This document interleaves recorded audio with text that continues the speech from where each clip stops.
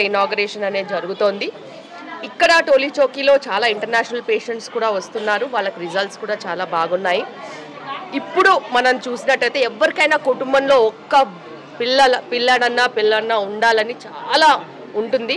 అదేవిధంగా ఇన్ఫర్టిలిటీ కూడా మన దేశవ్యాప్తంగా చాలా ఇంక్రీజ్ అవుతుంది. ఒకప్పుడు మనం నంబర్స్గా చూసుకున్నట్టయితే 2.2 ఫర్టిలిటీ రేట్ ఉండేది. ఇప్పుడు అది 1.6కి కూడా పడిపోయే పరిస్థితి వచ్చింది.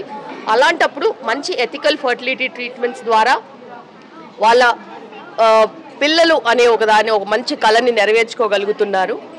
అదేవిధంగా ఇప్పుడున్న లైఫ్ స్టైల్కి సంబంధించి అందరికీ తెలుసు, లైఫ్ స్టైల్ ప్రాబ్లమ్స్తోనే ఫర్టిలిటీ సమస్యలు ఎక్కువగా వస్తున్నాయని. వాటన్నిటినీ కూడా వాళ్ళు సక్రమంగా టైంకి కనుక్కుని ట్రీట్మెంట్ తీసుకున్నట్టయితే ఖచ్చితంగా అందరికీ సంతానం లేమి సమస్యలోంచి బయటకు వచ్చే అవకాశం ఉంటుంది. అదేవిధంగా అలాంటి సమస్యలతో బాధపడుతున్న వాళ్ళకి హీరా ఫర్టిలిటీ కూడా ఉంది. Thank you.